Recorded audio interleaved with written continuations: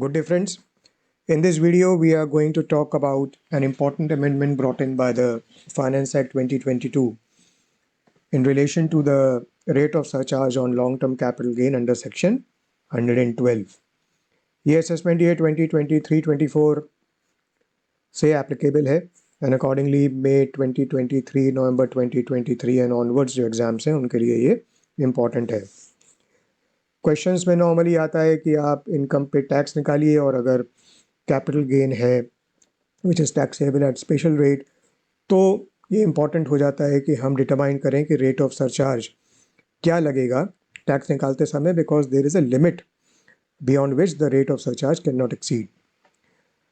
This is a table as you can see on your screen. वैसे तो rate of surcharge को निकालना थोड़ा कॉम्प्लिकेटेड होता है क्योंकि कुछ पैरामीटर्स इन्वॉल्व हैं and students generally make mistake, तो आंसर ही गलत हो जाता है. पर इस टेबल को यूज़ करके बहुत आसानी से हम रेट ऑफ सरचार्ज निकाल सकते हैं और ये भी देख सकते हैं कि अगर कोई लिमिट है रेट पे तो वो क्या रहेगी. इस टेबल को कैसे यूज़ करें और बहुत आसानी से very quickly rate of surcharge कैसे निकालें, ये this is not a subject of the discussion of this video. उसके लिए मैंने एक पहले वीडियो बनाया था जिसका डिस्क्रिप्शन बॉक्स में मैं लिंक दे रहा हूँ. तो if someone wants to see how to use this table तो आप जाके पहले वो वीडियो देख लो और उसके बाद यहाँ आके इस वीडियो को रिज्यूम कर सकते हैं. तो जैसा कि हम जानते हैं कि there are multiple rates of surcharge 10% से लेकर 37% तक and it depends on the total income. लेकिन दो कैटेगरीज ऑफ इनकम्स हैं जिस पे there is a limit. The limit is 15%. तो the surcharge can not exceed the rate of 15% in case of these two categories of incomes. पहली category तो है dividend और दूसरी कैटेगरी है capital gain which is taxable at special rate. Okay, और capital gain जैसा कि हमको पता है कि या तो स्पेशल रेट पे टैक्सेबल होता है या नॉर्मल रेट पे भी टैक्सेबल होता है. तो एक बार ये चार्ट देख लेते हैं which relates to the taxation of capital gain. तो अगर equity share in a company है या unit of an equity oriented fund है और अगर शॉर्ट टर्म कैपिटल गेन है तो रिलेवेंट सेक्शन इज 111A जिसमें rate of tax is 15% which is a special rate. अगर ये लॉन्ग टर्म कैपिटल गेन है तो 112A में टैक्स लगेगा एट द रेट ऑफ 10% और थ्रेशोल्ड लिमिट 1 लाख है. तो on the gain exceeding 1 lakh rupees ये 10% के हिसाब से टैक्स लगेगा which is again a special rate. If the capital asset is any other capital asset और अगर लॉन्ग टर्म कैपिटल गेन है तो रेलिवेंट सेक्शन विल बी 112 और उसमें 20% के हिसाब से लॉन्ग टर्म कैपिटल गेन पे टैक्स लगेगा. लेकिन अगर शॉर्ट टर्म कैपिटल गेन है तो कोई स्पेशल रेट नहीं है, the regular rate will apply and this short term capital gain will be treated as any other income और जो भी स्लैब रेट है उसके हिसाब से टैक्स लगेगा. तो कैपिटल गेन जो स्पेशल रेट पे टैक्सेबल है वो 3 सेक्शंस में है बेसिकली 111A, 112A और 112. तो अगर डिविडेंड इनकम है या कैपिटल गेन है अंडर 111A, 112 या 112A, मतलब capital gain taxable at special rate, then the rate of surcharge can not exceed 15%. तो अगर रेट ऑफ सरचार्ज नॉर्मली 25% या 37% भी निकल के आ रहा है तो भी इन इनकम्स में ये 15% ही रहेगा, 15% से एक्सीड नहीं कर सकता. तो अभी तक जो पोजीशन थी प्री अमेंडमेंट वो capital gains taxable at special rate जो इस 15% लिमिट के लिए कवर थे वो सिर्फ 111A और 112A कवर थे. 112 वॉज नॉट कवर्ड. इसका मतलब अगर 112 के अंदर capital gain was taxable then the rate of surcharge was the normal rate 25% या 37% भी अगर लग रहा था तो वही रेट 25% या 37% के हिसाब से लगता था. But now the finance act 2022 has rationalised the provision because they realise कि भाई कैपिटल गेन तो 112 में भी स्पेशल रेट पे टैक्सेबल है लेकिन वहाँ पर the rate of surcharge was not limited to 15%. Having realized this, they have now included 112 also here, and therefore whether the capital gain is taxable at 111A or 112 or 112A, the limit of surcharge will be for 15%. That means surcharge cannot exceed the rate of 15%. तो हमें total income को basically bifurcate करना होता है इन incomes में, which is dividend 111A 112 या 112A capital gains, और जो बैलेंस इनकम है which is the other income. और फिर हम इस टेबल को यूज़ करके देख सकते हैं कि डिविडेंड और कैपिटल गेन स्पेशल रेट वाले जो हैं उन पे रेट ऑफ सरचार्ज क्या होगा, and what will be the rate of surcharge on tax on the other income. जैसा कि हम डिस्कस कर चुके हैं, the 15% limit of surcharge referred above does not apply to short term capital gain which is other than under section 111A, because वो special rate पे taxable नहीं है, it is taxable at the regular rate, और जो slab rate है और जो normal rate of surcharge है without the 15% limit that applies in such case. अच्छा, दूसरा पॉइंट नोट करने वाला ये है, surcharge is levied as per the above stated rates even when tax is computed under section 115 BAC और AMT मतलब alternate minimum tax is computed under section 115 JC। तो 115 BAC तो हमको पता है वो कंसेशनल टैक्स रेट रिजीम है, उसमें भी अगर टैक्स कंप्यूट होता है तो सरचार्ज का कोई अलग से रेट नहीं है, जो ऊपर टेबल में रेट दिया हुआ है वही लगेगा। And similarly in the case of AMT, अगर अल्टरनेट मिनिमम टैक्स भी हम कंप्यूट करते हैं तो भी ऊपर जो रेट दिए हुए हैं वो लगेंगे। लेकिन एक चीज़ नोट करने वाली ये है कि अगर हम AMT कंप्यूट कर रहे हैं तो जो 15% लिमिट है वो नहीं लगेगी, 15% लिमिट नहीं लगेगी, भले ही टोटल इनकम में डिविडेंड इंक्लूडेड हो या capital gains under section 111A 112 या 112A इंक्लूडेड हो, ये 15% लिमिट का कॉन्सेप्ट AMT कैलकुलेट करते समय एप्लीकेबल नहीं होगा।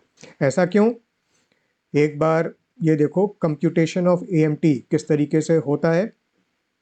टू बी ब्रीफ, सबसे पहले हम क्या करते हैं, we compute the regular tax payable for the previous year. Step 2 में हम alternate minimum tax AMT compute करते हैं which is at the rate of 18.5% of the ATI मतलब एडजस्टेड टोटल इनकम। तो AMT के प्रोविजंस पढ़ते समय हमने देखा होगा कि एडजस्टेड टोटल इनकम पहले निकालते हैं, वो कैसे निकालते हैं वो अभी हमारा डिस्कशन का सब्जेक्ट नहीं है, और उस पर फिर AMT निकालते हैं eight the rate of 18.5%।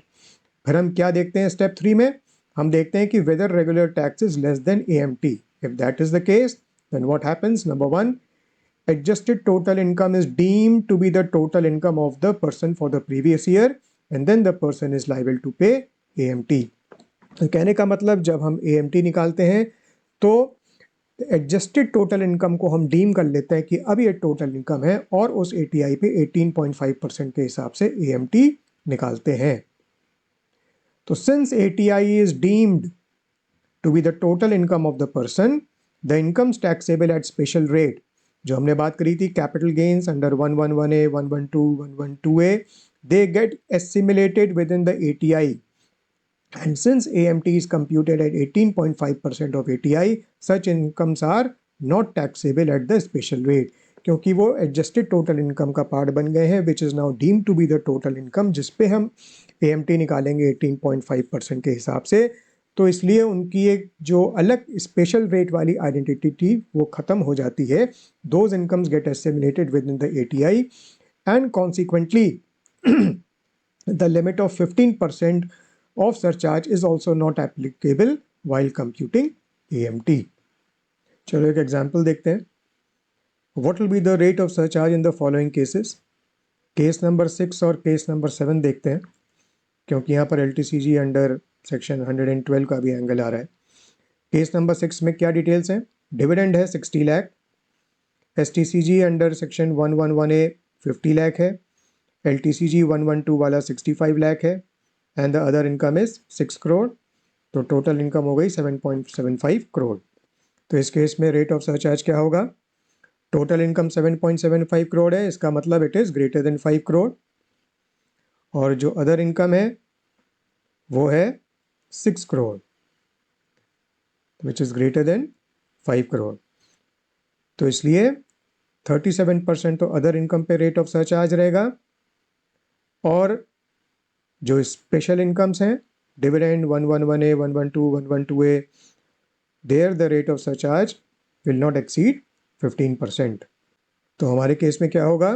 rate of surcharge will be 15% on dividend and STCG under section 111A and LTCG under section 112. तो 60 लाख, 50 लाख और 65 लाख की इनकम पे इस पे जो टोटल टैक्स बनेगा उस पे रेट ऑफ सरचार्ज 15% रहेगा, और जो 6 करोड़ पे टैक्स बनेगा उस पे रेट ऑफ सरचार्ज रहेगा 37%। ठीक है, अब केस नंबर 7 पे आते हैं। इसमें डिविडेंड 55 लाख है, STCG 11A वाला 60 लाख है, LTCG 112 वाला 55 लाख है, the other income is 1.1 CR, तो टोटल इनकम हो गई 2.8 CR। तो टोटल इनकम 2.8 CR है और जो अदर इनकम है वो 1.1 CR है। तो इस केस में रेट ऑफ सरचार्ज क्या लगेगा? देखो, total income is greater than 2 CR क्योंकि 2.8 CR है, और अदर इनकम क्या है? 1.1 CR है, मतलब it is up to 2 CR। तो rate of surcharge on all types of income will be 15%, क्योंकि जो अदर इनकम है उस पर तो 15% है ही, और बाकी हमारी जो स्पेशल कैटेगरी वाली इनकम है उसमें भी रेट ऑफ सरचार्ज 15% ही रहेगा। तो rate of surcharge is 15% on tax on dividend on STCG under 111A and LTCG under 1112, and rate of surcharge will be 15% on the other income also, since it is up to 2 CR. Thus rate of SC on tax on the entire total income will be 15%. We'll now take a look at one more illustration, one more question. Question क्या है? Mr. Q, resident aged 66 years, has total income of rupees 4 crore for previous year 22-23, comprising business income of 3.25 CR, long-term capital gain under section 112 of 50 lakh, and short-term capital gain under section 111A of 25 lakh. Compute tax liability. तो इस case में क्या होगा? इस case में हमारा देखो हमारा लॉन्ग टर्म कैपिटल गेन है 112 में 50 lakh, short term capital gain है 11A में 25 lakh, and the other income of which is the business income is of 3.25 CR. तो tax on long term capital gain under section 112 eight the rate of 20%, तो 50 लाख का 20% ये बन जाएगा 10 lakh rupees 20% के हिसाब से, क्योंकि सेक्शन 112 में है। फिर short term capital gain 111A में 25 लाख है, तो 111A में 15% के हिसाब से रेट लगेगा, और ये बन जाएगा 3,75,000 tax. Tax on other income जो कि बिजनेस इनकम 3.25 CR है, इस पर नॉर्मल रेट के हिसाब से टैक्स बन जाएगा 95,60,000। तो tax on the total income is 1,09,35,000 rupees. Rebate under section 87A नहीं मिलेगा because total income is greater than rupees 5 lakh. तो आफ्टर रिबेट जो कि है नहीं, यही same 10935,000 will be the tax. अब इस पे लगेगा सरचार्ज। अब सरचार्ज का रेट क्या रहेगा? टोटल इनकम कितनी है? टोटल इनकम है 4 CR, और जो अदर इनकम है 112 और 11A को छोड़ के वो है 3.25 CR। तो इस टेबल को फिर से देखते हैं और देखते हैं कि रेट ऑफ सरचार्ज क्या लगेगा। तो total income is greater than 2 crore, okay, greater than 5 crore नहीं है क्योंकि 4 CR है, और जो अदर इनकम है वो 3.25 CR है, तो यहाँ पर फॉल करेगी। It is greater than 2 CR and up to 5 CR। तो इसलिए जो अदर इनकम है उस पर रेट ऑफ सरचार्ज रहेगा 25%, और जो हमारा कैपिटल गेन है स्पेशल रेट वाला उस पर rate of surcharge will be 15% because this is the limit, surcharge can not exceed the rate of 15%। तो 15% और 25% के हिसाब से हम सरचार्ज लगाएंगे। तो सरचार्ज विल बी 15% और टैक्स अंडर सेक्शन 111A 112 जो कितना बना? ये टोटल 10 लाख और 3,75,000, तो 13,75,000 पे 15% के हिसाब से बन गया 206,250, और 25% of tax on the other income, तो 95,60,000 पे 25% बना 23,90,000। तो इन दोनों को ऐड अप करो तो 206,250 जो 15% के हिसाब से सरचार्ज निकला, और 23,90,000 तो 25% के हिसाब से सरचार्ज निकला, तो टोटल सरचार्ज बन जाएगा 25,96,250। तो tax and surcharge will be this, इस पे 4% के हिसाब से सेस लगेगा और टैक्स लायबिलिटी इस तरीके से निकल आएगी। इस तरीके से हमको प्रॉब्लम सॉल्व करनी होगी। तो जब भी कोई क्वेश्चन आए, अब बहुत ध्यान से देखना कि उस क्वेश्चन में इन इनकम्स से रिलेटेड कोई इनकम तो नहीं है। अगर डिविडेंड इनकम है या capital gain taxable at special rate है जो कि 111 है, 112 या 112 के तहत होगा, तो ऐसे केस में ये ध्यान रखना कि rate of surcharge can not exceed 15%। और इनको छोड़ के जो टोटल इनकम में बाकी की इनकम है विच इज़ अदर इनकम, उस पे rate of surcharge can be 10%, 15%, 25% और 37% depending on the level of that income. और इस टेबल को यूज़ करके तुम बहुत आसानी से निकाल सकते हो रेट ऑफ सरचार्ज क्या रहेगा। उसके लिए मैंने एक पहले वीडियो बनाया था, जैसा मैंने पहले कहा, और उसका लिंक डिस्क्रिप्शन बॉक्स में है, तो उसको भी जाके एक बार देख लेना। कोई डाउट हो, कोई क्लेरिफिकेशन चाहिए हो तो कमेंट बॉक्स में ज़रूर पॉइंट आउट करना। और किसी भी टॉपिक या इशू पे कोई वीडियो अगर तुम्हें चाहिए तो do right in the comment box. Channel को सब्सक्राइब करो और अपने फ्रेंड्स एंड कॉलीग्स के साथ इस वीडियो को शेयर करो, like this video. Thank you very much and all the best to you. Good day.